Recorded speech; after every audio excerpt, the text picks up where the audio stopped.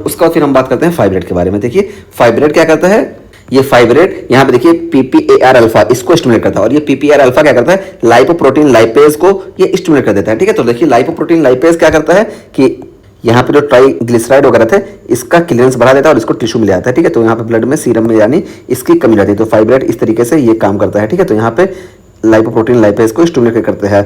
और दूसरा ये जो पीपीआर अल्फा है ना, ये पीपीआर अल्फा ये एचडीएल की सिंथेसिस को भी स्टिमुलेट करता है। ठीक है, तो इस वजह से यहाँ पे एचडीएल भी ज्यादा बनता है। तो इस तरीके से हमारा ये फाइब्रेट काम करता है कि फाइब्रेट एलपीएल को स्टिमुलेट करता है, जिस वजह से ट्राई एसाइल ग्लिसरॉल का यानी ट्राइग्लिसरॉल का यहाँ पे क्लियरेंस बढ़ जाता है। और दूसरा क्या है कि ये स्टिमुलेट करता है एचडीएल की सिंथेसिस को। तो इस वजह से देखिए यहाँ पे हमारा कि एचडीएल बढ़ जाता है और एलडीएल कम हो जाता है। एलडीएल कम क्यों होगा, क्योंकि हम बताएं कि इसका क्लियरेंस ज्यादा हो जाएगा, टिश्यू में ज्यादा आएगा। ठीक है, तो टिश्यू में ज्यादा आएगा, इस वजह यहाँ पे कम हो जाएगा और ये लीवर में कम जाएगा। तो इस वजह से हमारा लीवर में जब कम जाएगा तो वीएलडीएल भी कम बनेगा, और वीएलडीएल कम बनेगा तो यहाँ पे हमारा एलडीएल भी कम बनेगा। ठीक है, तो ये हमारा एलडीएल कम हो जाता है। और ट्राई एसाइल ग्लिसरॉल देखिए बहुत कम होता है, क्योंकि मेन मैकेनिज्म इसका यहीं पे होता है। ठीक है, तो ट्राई एसाइल ग्लिसरॉल देखिए बहुत कम होगा, और इसी वजह से ड्रग ऑफ चॉइस ये होती है हाइपर ट्राइग्लिसराइडीमिया में। ठीक है, हाइपर ट्राइग्लिसराइडीमिया में ड्रग ऑफ चॉइस हमारी ये फाइब्रेट होती है, क्योंकि डायरेक्टली लाइपोप्रोटीन लाइपेज को स्टिमुलेट करती है, इसकी वजह से यहाँ पे ट्राइग्लिसराइड का कंटेंट हमको सीरम में कम देखने को मिलता है।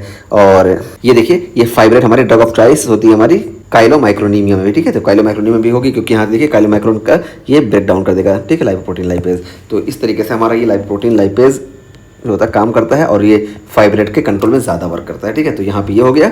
और उसके बाद फिर यहाँ पे देखिए ये दो बहुत आसान मैकेनिज्म है। यहाँ पे देखिए बाइल एसिड रिजर्प्शन को रोकने के लिए यहाँ पे हम बाइल एसिड रेजिन का इस्तेमाल करते हैं। यहाँ पे देखिए हमारी कोलेस्ट्रामाइन, कोलिसेवलाम और कोलेस्टिपॉल। ठीक है, तो ये 3 ड्रग्स होती हैं, और ये क्या करती हैं कि बाइल एसिड को नहीं बनने देती हैं। जब बाइल एसिड को नहीं बनने देती तो काइलोमाइक्रोन का नहीं बनेगा, यानी ये सीरम में नहीं जाएंगे। तो ये देखिए ये क्या करते हैं, एलडीएल को कम करती हैं, क्योंकि यहाँ से काइलोमाइक्रोन नहीं गया, तो और काइलोमाइक्रोन यहाँ से नहीं जाएगा, तो सिर्फ ओवरऑल यही एक सोर्स है। ठीक है, कोलेस्ट्रॉल का, तो इस वजह से यहाँ पे एलडीएल का क्लियरेंस बढ़ जाएगा, तो ये ओवरऑल एलडीएल को कम करेंगे। और इसको हम यूज करते हैं प्रेगनेंसी और चिल्ड्रेन में। ठीक है, तो प्रेगनेंसी और चिल्ड्रेन में हमको मालूम होना चाहिए कि स्टैटिन जो होती है कॉन्ट्रा इंडिकेटेड होती है। ठीक है, प्रेगनेंसी और चिल्ड्रेन में यानी जो 10 साल से छोटे बच्चे होते हैं उसमें ये कॉन्ट्रा इंडिकेटेड होती है। ठीक है, तो इस वजह से प्रेगनेंसी या चिल्ड्रेन की कंडीशन में हम बाइल एसिड रेजिन का इस्तेमाल करते हैं। तो देखिए ये एलडीएल को कम करते हैं। इस तरीके से हमारा ये हो गया। ठीक है, तो यहाँ पे ये हमारा एक एमसीक्यू का पॉइंट बन गया। और यहाँ पे देखिए हमारे कोलेस्ट्रॉल के एब्जॉर्प्शन को रोकने के लिए यहाँ पे एजिथमिब का इस्तेमाल करते हैं। और ये एजिथमिब देखिए ये क्या करती है, जब वो होगा तो इसी की तरह ये भी कि एलडीएल को कम कर देगी। और यहाँ पे देखिए जब ये कोलेस्ट्रॉल नहीं बनेगा तो काइलोमाइक्रोन नहीं बनेगा, तो वही सेम मैकेनिज्म जो इसका मैकेनिज्म था। ठीक है, बस यहाँ पे ये बाइल एसिड को इनहिबिट कर रही थी और यहाँ पे ये कोलेस्ट्रॉल को इनहिबिट कर रही है, इस वजह से काइलोमाइक्रोन नहीं बन रहा है। तो इस तरीके से हमारा अब ये पूरा जो है डिसलिपिडीमिया का टॉपिक कंप्लीट हो गया। ठीक है, डिसलिपिडीमिया पूरा आपको बता दिए कैसे कैसे क्या होता है, और हम बिल्कुल इसको आसान कर दिया आपके लिए। ठीक है, बिल्कुल आसान कर दिए। यहाँ पे देखिए ड्रग ऑफ चॉइस आपको याद रखना है, बाकी सारी चीज समझने वाली है। ठीक है, एक बार फिर से हम बताते हैं आपको याद क्या क्या रखना है। तो देखिए स्टैटिन में हमको याद रखना है कि स्टैटिन जो होती है ड्रग ऑफ चॉइस होती है एथेरोस्क्लेरोटिक कार्डियोवैस्कुलर डिजीज की, या इसी तरीके से टाइप 2 हाइपर लाइपोप्रोटीनीमिया की। ठीक है, तो ये ड्रग ऑफ चॉइस होती है। इसी तरीके से यहाँ पे देखिए हम बताएं कि सबसे ज्यादा हम इस्तेमाल करते हैं रोसुवास्टैटिन को, और यही हमारी ड्रग ऑफ चॉइस होती है मेनली कंडीशन में, क्योंकि सबसे लॉन्ग एक्टिंग होती है। लेकिन अगर हम यहाँ पे प्रोटीएज इनहिबिटर की बात करें, अगर प्रोटीन इनहिबिटर दिया जा रहा है तो हम इसमें से सिर्फ प्रावोस्टैटिन दे सकते हैं, क्योंकि ये प्रोटीज इनहिबिटर से ब्रेकडाउन नहीं होती, बाकी सब प्रोटीज इनहिबिटर से ब्रेकडाउन होती हैं। और उसके बाद फिर हम यहाँ पे दूसरा कुछ बताएं तो यहाँ पे देखिए PCSK9 इनहिबिटर के बारे में कि सबसे ज्यादा एलडीएल को अगर कोई कम करती है तो ये PCSK9 इनहिबिटर होती है। ठीक है, ये चीज हो गई। और फिर यहाँ फाइब्रेट के एस्पेक्ट से हम बताएं कि फाइब्रेट जो होते हैं ये देखिए ये पीपीआर अल्फा को स्टिमुलेट करते हैं, जिस वजह से यहाँ पे ट्राइग्लिसराइड का कंटेंट सीरम में बहुत कम हो जाता है। और ये फाइब्रेट जो होते हैं डायरेक्टली ये एचडीएल के सिंथेसिस को भी स्टिमुलेट करते हैं। और हाँ, फाइब्रेट के ताल्लुक से इंपॉर्टेंट क्या रखना है, देखिए इसका साइड इफेक्ट एक बहुत इंपॉर्टेंट ये कॉलीलिथियासिस होता है। ठीक है, तो कॉलीलिथियासिस यहाँ पे होता है। और ये फाइब्रेट ड्रग ऑफ चॉइस होती है काइलोमाइक्रोनीमिया सिंड्रोम में, या इसी तरीके से हाइपर ट्राइग्लिसराइडीमिया में। ठीक है, तो हाइपर ट्राइग्लिसराइडीमिया में और काइलोमाइक्रोनीमिया में हमारी ड्रग ऑफ चॉइस जो होती है ये फाइब्रेट ही होती है।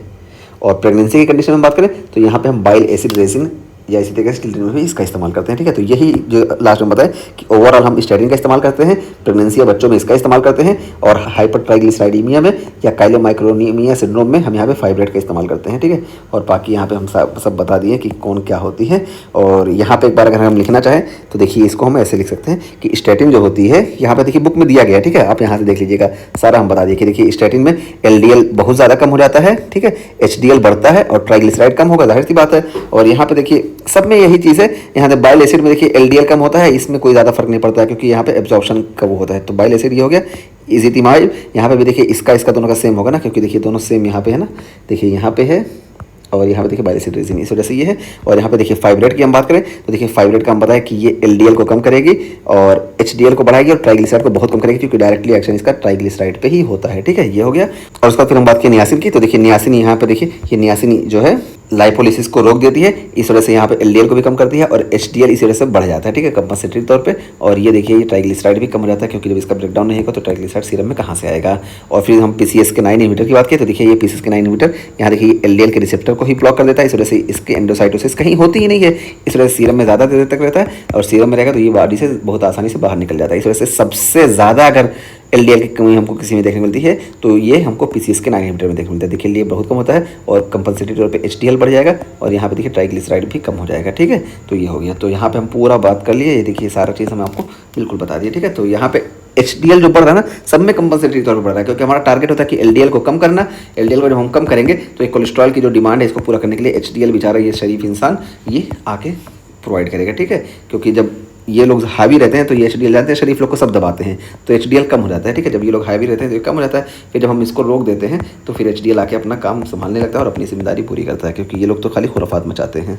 तो इस तरीके से हमारे पूरा टॉपिक कंप्लीट हुआ। आपको कुछ पूछना है तो पूछ लीजिए।